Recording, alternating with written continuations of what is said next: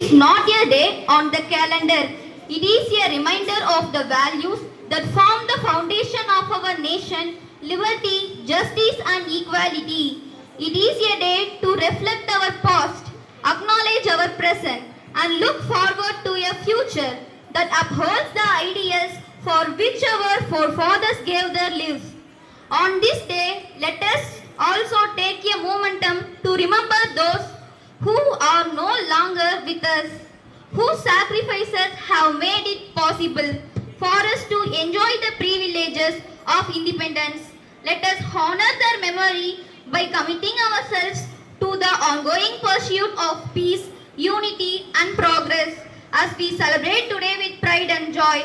Once again, welcome to this celebration of our independence. Let us make this day not only a tribute to our past but also a pledge for our future. A future filled with hope and opportunity and unity. Thank you and happy Independence Day to all. Welcome, sir. தலைப்பு சிறப்பு பட்டிமன்றம் பழமை உணவு மற்றும் புதுமை உணவு. பழமையிலிருந்து பாரதியும் சஞ்சனாவையும் அழைக்கிறேன். புதுமையிலிருந்து பிரதிஷாவையும் பிரியதர்ஷினியும் அழைக்கிறேன்.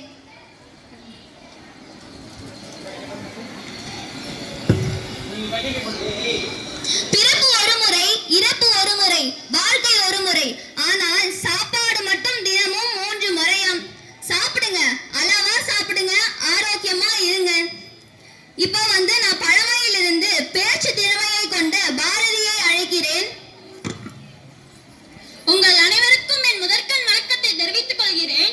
நம்ம முன்னோர்கள் காலத்துல எல்லாம் கேழ்வரகு, சோளம், கம்பு, திணை இது எல்லாத்தையும் கூழா செஞ்சு சாப்பிட்டாங்க. அதனால அவங்க எல்லாரும் 100 முதல் 150 வயது வரைக்கும் வாழ்ந்தாங்க. ஆனா இப்ப இருக்கவங்க எல்லாம் நூடுல்ஸ், பர்கர், பீஸா, சிக்கன் பிரியாணி, பக்கெட் பிரியாணி இது எல்லாத்தையும் சாப்பிட்டு சின்ன சின்ன குழந்தைங்களுக்கு கூட ஹார்ட்ல ஓட்ட, கிட்னி ப்ராப்ளம் இது எல்லாமே வருது. ஆனா அந்த நூடுல்ஸ் சாப்பிடுறவங்க இருக்காங்க பாருங்க, எங்க பழைய காலத்துல காளமாடு, பசுமாடு வக்கைப்போர் சாப்பிடுற மாதிரி இருந்துச்சு. பழைய சோறு, ஐரம் மீனை வச்சு குழம்பு சாப்பிட்டா அதுல வர சுவையும் மனமுமே தனிங்க. அது உங்க புதுமையான உணவுல இருக்கா? அப்ப நீ எங்களெல்லாம் மாடுன்னு சொல்ல வர? உண்டைங்களி, கலிக்குத்தல் அரிசி, நீராரம், பழைய சோறு இந்த மாதிரி இங்க பழமையான உணவு நிறைய லிஸ்ட் இருக்குங்க. ஆனா உங்க புதுமையான உணவுல லிஸ்ட் இருக்கா? புத்தரிடம் போய் ஒருவன் கேட்டா மனிதரின் சராசரி வாழ்க்கை எத்தனை ஆண்டுன்னு. அதுக்கு புத்தரி சீடன் சொன்னா 50 ஆண்டுன்னு. அதுக்கு புத்தர் இல்லைன்னு சொல்லி சொன்னாரு. அதுக்கு புத்தரின் சீடன் யோசிச்சான், ஒரு மனிதரின் சராசரி வாழ்க்கை 50 ஆண்டு காலம் கூட இல்லையான்னு. அதுக்கு புத்தர் சொன்னாரு, ஒரு நொடி வாழ்க்கை ஒரு நொடி இல்ல, ஒவ்வொரு நொடி வாழ்ந்தாலும் கிராமத்து சமையல்லையும் ஆரோக்கியத்திலையும் தான் வாழணும்னு சொல்லி புத்தர் சொன்னாரு. இன்னமும் சரி, எந்த கோவில்ல பார்த்தாலும் எங்க பழமையான உணவுல சுண்டல், கொண்டைக்கடலை, பச்சைப்பயிறு, கொண்டைக்கடலை, பட்டைப்பயிறு இது எல்லாத்தையும் தான் கொடுக்குறாங்க. ஆனா அவங்க புதுமையான உணவுல எங்க கோவில்ல எல்லாம் கொடுக்குறாங்களா? எந்த கோவில்ல பார்த்தாலும் எங்க பழமையான உணவு தான் தராங்களே தவிர அவங்க புதுமையான உணவுல எந்த ஒரு கோவில்லையும் தர்றது இல்ல. அதனால நடுவர் அவர்களே, எங்க பழமையான உணவுக்கு தீர்ப்பு சொல்லணும்னு சொல்லி தாழ்மையாடன் கேட்டுக்கொள்கிறேன். அப்பா, உன் பேச்ச கேட்டு நான் விழுந்துட்டேமா. இப்போ நான் பிரியதர்ஷினியை அழைக்கிறேன், புதுமையிலிருந்து. பிறந்த சிறந்த மொழிகளுக்கு நடுவில் சிறந்தே பிறந்த எமது தாய்மொழியாம் தமிழை வணங்கி அவையோர் அனைவர்களுக்கும் எனது முத்தான வணக்கத்தை தெரிவித்துக் கொள்கிறேன். இப்ப இருக்க காலகட்டத்துல ஆண்கள் பெண்கள் 2 பேருமே வேலைக்கு போனாதான் ஃபேமிலியை ரன் பண்ண முடியும். அப்படி இருக்கல நீங்க சொன்ன மாதிரி கம்பு கூழ், கேழ்வரகு கூழ் இதெல்லாம் செஞ்சு சாப்பிடறதுக்குள்ள எங்களுக்கு டைமும் வேஸ்ட் ஆகும். அதுக்கு பதிலா நாங்க கண்டுபிடிச்ச ஃபாஸ்ட் ஃபுட்டை சீக்கிரமா சமைச்சு நாங்க எங்க வேலையை பார்க்கலாம்ல. எங்களுடைய புதுமை உணவுல எவ்வளவு varieties of snacks, juice, ice cream இந்த மாதிரி சொல்லிக்கிட்டே போகலாம். அதெல்லாம் சாப்பிட்டு தான் இப்ப சின்ன குழந்தைங்க கூட ஃபாஸ்டா வேலை போயிடுறாங்க. இப்ப நீங்க உங்க ரிலேஷன்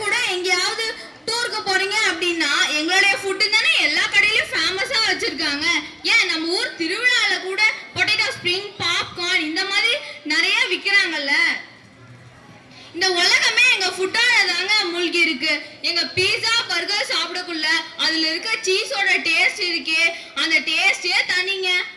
இந்த இல்ல நீங்க மூழ்க வச்சுட்டீங்க இந்த உலகத்தை. இந்த பொறப்பு தான் நல்லா ருசிச்சு சாப்பிட கிடைச்சது அப்படின்னு இளையராஜாவே பாடியிருக்காங்க. நம்ம இருக்கிற வரையும் நமக்கு பிடிச்ச மாதிரி சாப்பிடுவோம், மனசு நிறைஞ்ச மாதிரி சாப்பிடுவோம். பல்லு விளக்காம கூட பழைய கஞ்சி குடிச்சிட்டு இருந்தவங்கள எல்லாம் காலையில பிரஷ் பண்ண வச்சு காஃபி குடிக்க வச்சதே எங்க புதுமை உணவு தானங்க. அதை மறக்க முடியுமா உங்களால?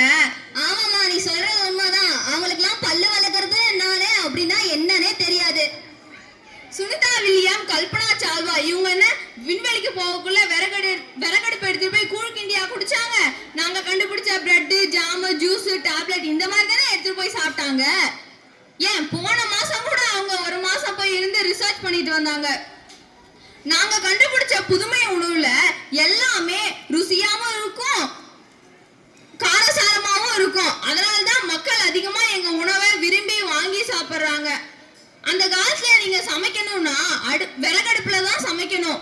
அதனால உங்களுக்கு கண்ணெரியும், அந்த புகையால உங்களுக்கு கேன்சர் கூட வரும். கேன்சரால இறந்து போனவங்க நிறைய பேர் இருக்காங்க. அதுக்காகவே கவர்மெண்ட் தான் எல்லாருக்கும் கேஸ் கனெக்ஷன் கொடுத்துருக்காங்க. நாங்க டெக்னாலஜி இம்ப்ரூவ் பண்ணனால தானே உயிரிழப்பை தடுக்க முடிஞ்சது. உங்க பழமை உணவுல டேஸ்ட் இருக்கு, சத்து இருக்கு, ஆரோக்கியம் இருக்குன்னு சொல்றீங்க. உங்க பழமை உணவுல என்ன டேஸ்ட் இருக்கு? ஒரு உப்பு இருக்கா, காரம் இருக்கா, புளிப்பு இருக்கா? மண்ணு மாதிரி இருக்கு. அதை ஆடு மாடு கூத்தினா கூட குடிக்க மாட்டேங்குது. வரக்குள்ள யாரும் எதுவும் எடுத்துட்டு வரதில்ல, போகக்குள்ள யாரும் எதுவும் எடுத்துட்டு போக போறது இல்ல. மனித பிறவின்றது ஒரு பிறவி தாங்க. அதனால அந்த மனித பிறவியை ஒரு பிறவியை மிஸ் பண்ணாதீங்க. எல்லாரும் உங்களுக்கு பிடிச்ச மாதிரி சாப்பிடுங்க, பிடிச்ச மாதிரி வாழ்க்கைய வாழுங்க. நன்றி. ஆஹா, அழகா பேசணுமா. இப்ப நான் பன்முக திறமைகளை கொண்ட சந்தனாவை அழைக்கிறேன். நடுவர் அவர்களுக்கு வணக்கத்தை தெரிவித்துக் கொண்டு நான் பேச தொடங்குகிறேன்.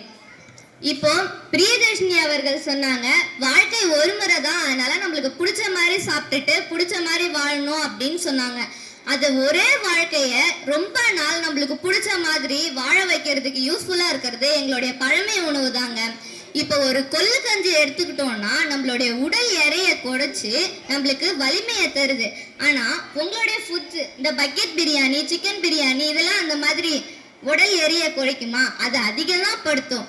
அதே மாதிரி ஒரு முருங்கைக்கீரை எடுத்துக்கிட்டோம்னா அதுல எதிர்ப்பு சக்தி அதிகமாவே இருக்கு. இந்த மாதிரி பழமையான உணவுகள் ஒவ்வொன்றுக்கும் ஒவ்வொரு சக்தி இருக்கு. அதெல்லாம் யாருமே புரிஞ்சிக்காம இப்போ ஃபாஸ்ட் ஃபுட்ஸ்லாம் சாப்பிட்டு ஃபாஸ்டாவே மேலதான் போறீங்களோ தவிர அதுல உங்களுக்கு ஒரு யூஸுமே இல்லை. இப்போ ஒரு